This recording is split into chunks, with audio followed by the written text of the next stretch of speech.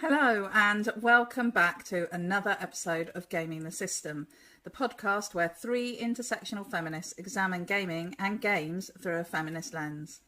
I'm your host for today, I'm Jem, and I'm here with my friends Alex and Matt.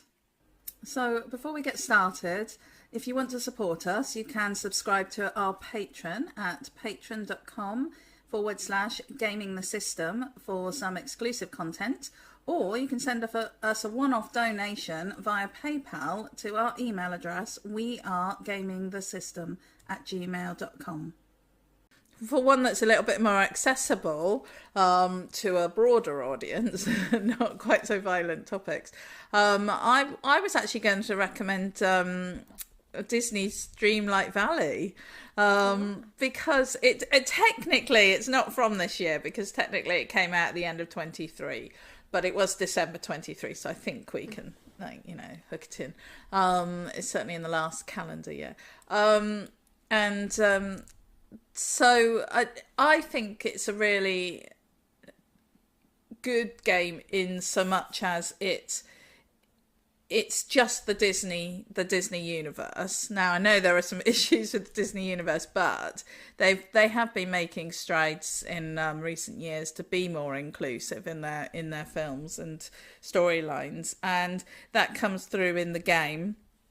You get to interact with all of the characters, all of your sort of like main characters from the world of Disney, and you play a youngish person, not a child, and you can make that person how you want them to look, and there's no sort of, it doesn't matter what their gender is, and the clothes are very neutral if you want them to be. I mean, you can definitely run around in a very floofy pink frilly dress, but you can also spend most of your time running around in dungarees or jeans and a t-shirt. You know, it's like there's not I just think that as it's not necessarily a game that people would point to and say, oh my gosh, this is, doing all of the things, but it's just very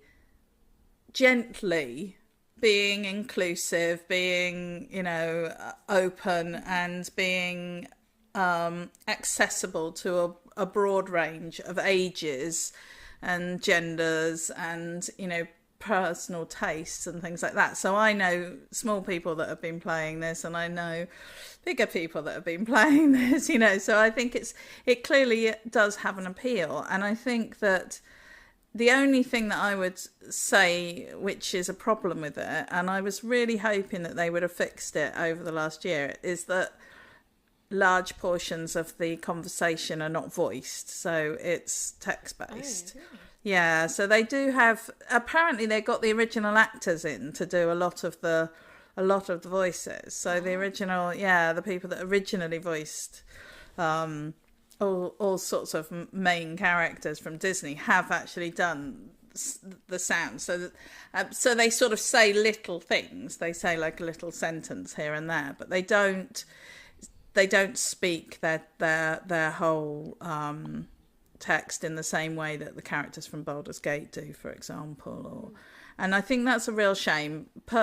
Firstly, from an immersion perspective, but also from an accessibility perspective, because it does make it harder for people who maybe don't have as good eyesight, or for younger children who can't read. I mean, there's a lot of people for whom it would just solve. And I was really hoping that they would have recognised that in the last year and just added to it, because they've been constantly expanding it. So it's a real shame. But I think other than that, I would definitely recommend that game, but perhaps not to somebody who would enjoy God of War. I don't know. Maybe it'd be a nice palate cleanser. Yeah. The other one, which is just very briefly mentioned, is that I would recommend would be Chained Together. Just because I think that has been a really it's again, it's just it's the characters. Although you can play different genders, they're not sexualized in any way. It's just they're just getting on with it, and so it's not it's nice. The only thing I haven't seen is I don't know. I don't remember seeing anything about skin tone when we were choosing our characters, but I mean, so that's the only thing I think. I don't know if they've done anything with that, but yeah, I think it's a fun game. It promotes team play. It might promote arguments, and it's I mean. I found it quite difficult to play on the keyboard, but I don't know, I think anyone would find it very difficult to play on the keyboard. I think it's designed for controller, honestly. But I find it much easier on controller. Yeah. So yeah, I felt I would recommend that one as well, and that one's very cheap, so there's no excuses. Did you have any more, Matt, or are you? You don't have to. It was. Well, I think we'll come on to a little bit more when we talk about the gaming gifts. Yes. Because that's where my well, let's do that then. Spoil that. Let's do that. So, what would be the ultimate gaming gift? Well, it depends on budget, I think. I think if your budget is large, then you should definitely consider storage of both the physical and digital types. I have just been gifted a SSD for the inside of the PlayStation 5 that has a heatsink. That's very important. Everyone was telling me it needs to have a heatsink. And it's got a whole terabyte of space, which I can now put games onto.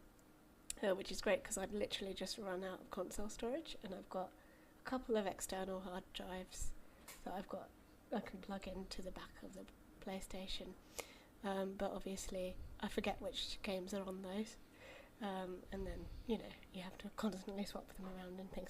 But 1 terabyte is a nice amount for the time being. It'll probably last, I don't know, maybe hopefully at least a few years, because these things are not cheap. They're definitely not on the lower end of the budget, but they definitely help if you don't like deleting your games, which is something that some people have to do sometimes to free up space, because a lot of games that we play are very large in terms of the... They're insane these days, aren't they? I mean, they're just huge. I remember when I was a child buying the disc, putting it in, and then it would be fine. But even with the disc, you have extra stuff you need space for. So, definitely digital space. And then the physical storage space would be amazing. Like, even if it's, one of those units that go around TVs, where you can have space for your games, like in physical form. You could have maybe display sections for all your gaming goodies, statues, plushies, and the like. Various other bits and pieces, place to charge your controllers, spaces for other types of consoles maybe, and various other things that you use the TV for. And then also you could the amount of trouble that people go to deck out their gaming shelving is you get one level and then there's a whole other level of and they're just really keen to show off how much of a nerd they are, which is but there's all sorts of ones with like LED lighting, so the world's your oyster in terms of storage if you've got a big budget. If you want to show off your gaming stuff, that's definitely a great gift for a gamer. I like that. Storage. Yeah. Physical and electronic. What about you, Matt? So first thing that if you know someone who loves a particular kind of game, and parents, grandparents, you should know if your child or grandchild is a gamer, you should know everything about all the games that they play. If you want to build a positive relationship with them, work out shit about the games that they love, because that's a way in. It's true. And so if someone likes, if old people go, oh, the young people these days, I just don't get them. You're not trying. There has never been more information about what your people in your family are doing. Do the work. You've got to do the work. And so this is the BB from Death Stranding, and my mum and my sister came across these fabulous trans rights stickers. This one is on reverse, but it says, "Respect my pronouns or I will identify as a problem." I love that. So good. So good. So knickknacks like that are awesome. If you've got £2,000 to spare, get a cutting edge gaming laptop like I managed to get myself last year. I've had it for a year now. Wow. Completely changed my gaming life. Get that, moved from PlayStation for my entire life to pretty much exclusively laptop, and playing. You never go back once you've played at 4K at 60 plus frames a second. It's wild. And then, so that was £1,500, and then for £500 you get yourself a proper ultra wide monitor, and then you can have laptop you could run the fucking CERN reactor thing out of it, and a beautiful monitor as well. It's one of those things that you don't know what you're missing out on until someone talks you into it. So that's what I would give to any gamer. Awesome. Yeah, I'll have all of those. I'll have all of that. I tell you what, I actually do have this, but I would definitely gift it. See, I mean, we're very anti-capitalist on the show, and I do appreciate that this is a little bit against that. But gaming kit is gaming kit. It's coming up to Black Friday, and one of the things that is often on sale in Black Friday are the Hue lights, and they're Sony, aren't they, Hue? But you can get other ones, but they're the smart lights that can change colour and do all sorts of funky things.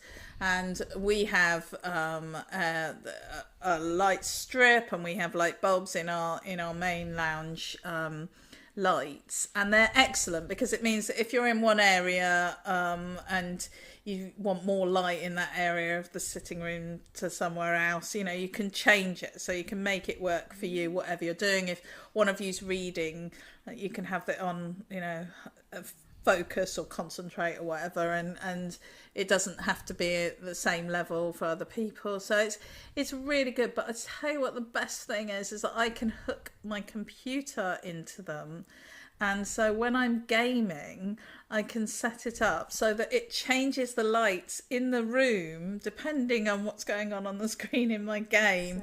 And I love it. So when I've been playing Baldur's Gate 3 in previous months, I would basically just, in the evenings, I would do that, and I'd sit there, and if I walked into a sort of fiery space, it would all be flickering fire, and it'd be bright light, and it's just really nice. And I know you can get them to go round TVs and things like that, and monitors, and I don't have that round mine, but we did get that for my daughter last Christmas. Definitely worth doing because they're so practical. They're just, I mean, they're not cheap, but they are worth it. And so, that would be the gift I would give. But the other thing I would give would be a sit-stand desk, because it's very important that we don't spend the whole day sitting. And if you have a sit-stand desk and you've been gaming for a few hours, which I've been doing a bit more gaming over the last few months, and I find that I'd be sat there and I'm like, I can't quite get comfortable, and I've got a really good gaming chair, but even then I'm still like, oh no.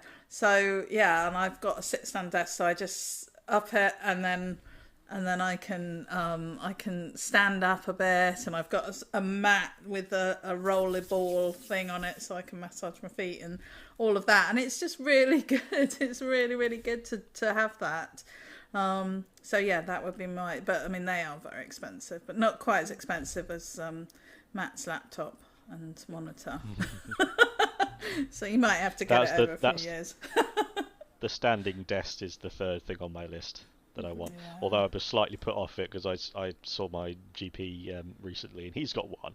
And I thought, I told her, that must be really good for just being sat down all day. So, it's actually it stops you falling asleep as well, which is super dystopian. That's what all office spaces will be like in the future. It's good. We want you to stand up while you're working. It's probably why factory workers aren't allowed to sit down. No, that is true, but it's that. Yeah, I suppose I won't be put off. So if you get like one of those steppers, you can do some exercise at the same time. Actually, I find it quite good for like, not just like I have it at a certain level if I'm gaming on it, but then I put it a little bit lower, have it sort of between desk height and standing height, and I can use it for doing crafting, and so it's just really useful, really useful. So anyway, right, that's enough of that. So so what would you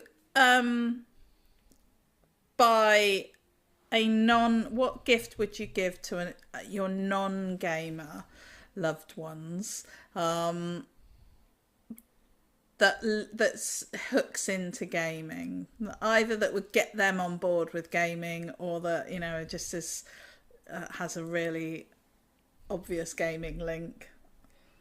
So I would find out something that they loved doing, whether that be a hobby or just something they're really into. So it could be any number of things, and then find a way to tie it into gaming.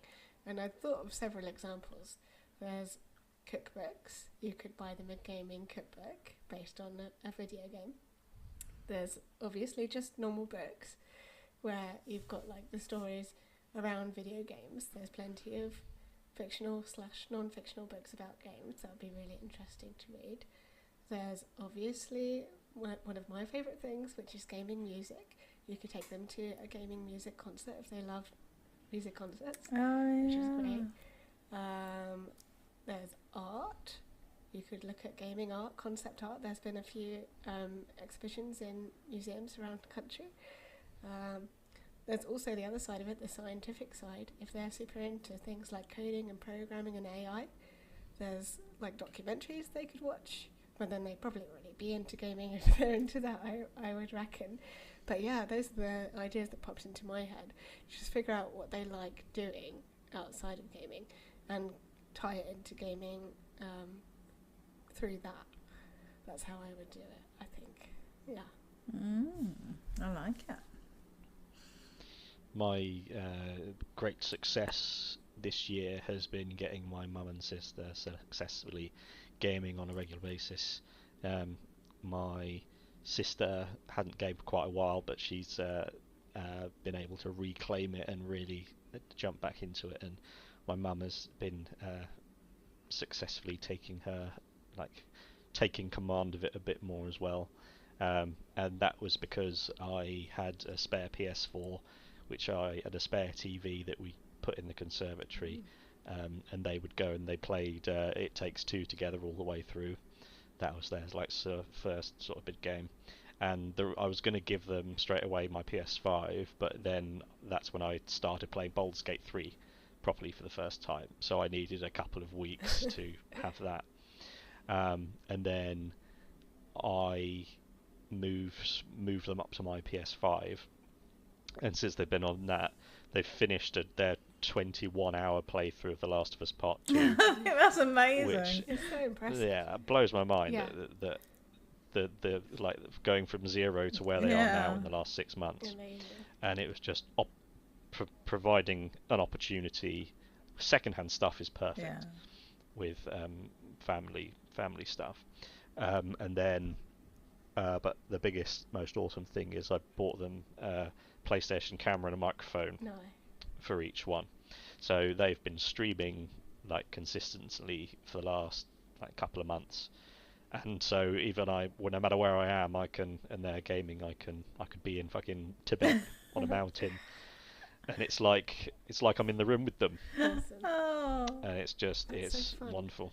And you'd never, because some people are like born to be on camera, and my mum and my sister, just the way the two of them interact just normally is just, it's endlessly entertaining. So being able to capture that has been something I never would have guessed a year ago. Oh, do you know That's what? what's I would great love about to have them. I would love to get them on Yeah. to the show I to would. come I was and just talk about to say we about should their get them on experience. as Yeah. guests. Do you think? I'll see what they Yeah, think. have a chat with They're- them. Megan's very, very shy about it. We make sure that all of the streaming is private, Yeah. so it's only for me. But I'll see what they think. Yeah. But yeah, I think that's one of the lovely things about what gaming can do, is that it's also great for bonding as well with friends and family.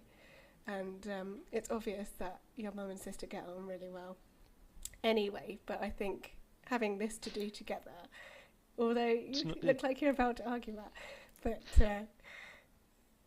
go on. It's been a long journey to Okay. where they are now, Yeah, fair enough. But and there's a long journey to go. yes, So but it's not gaming as is it's part not of as that now. yeah. So it's all very exciting. It's part of the conversation now. It's Yes. part of the dynamic. Yes, Yes, that's the perfect way to describe it. Yeah. wonderful.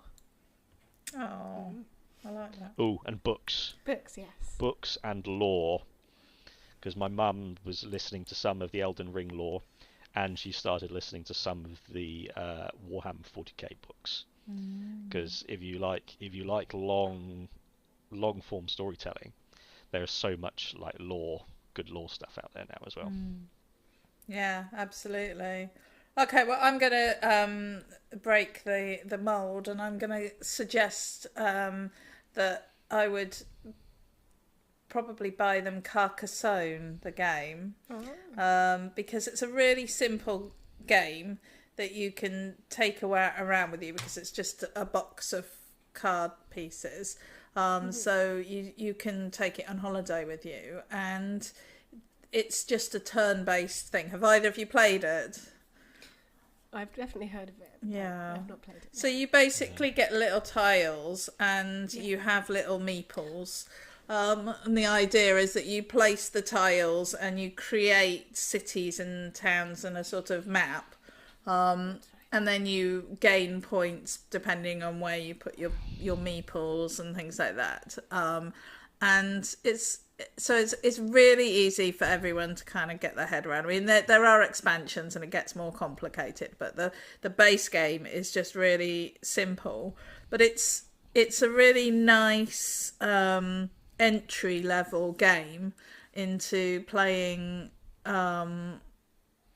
just a different kind of game to your classic sort of Monopoly or Snakes and Ladders or whatever, board game, family board game.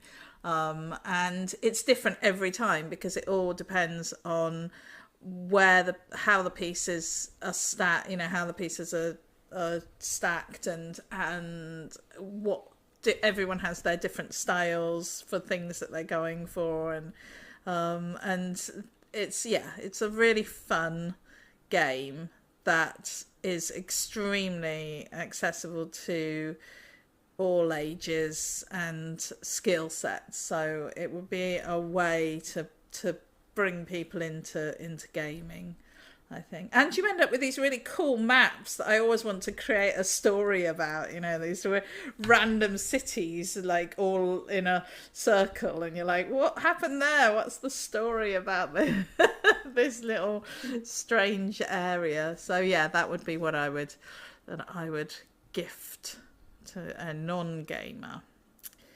Has anyone got anything else they would like to add? No. I don't think so.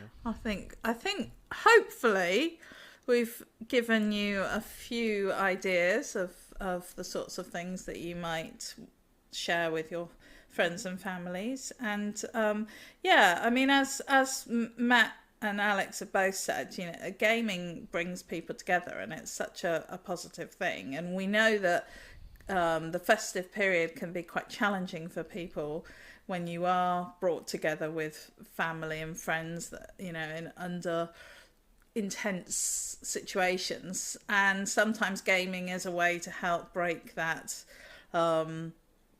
difficult silences, or to change the mood up a bit. And sometimes it's a really good way just to escape from it all and just lock yourself in a room and and disappear into a game. So, you know, take care of yourselves and enjoy this time, and remember that the joy is in the giving and not the receiving, although we all quite like to receive occasionally.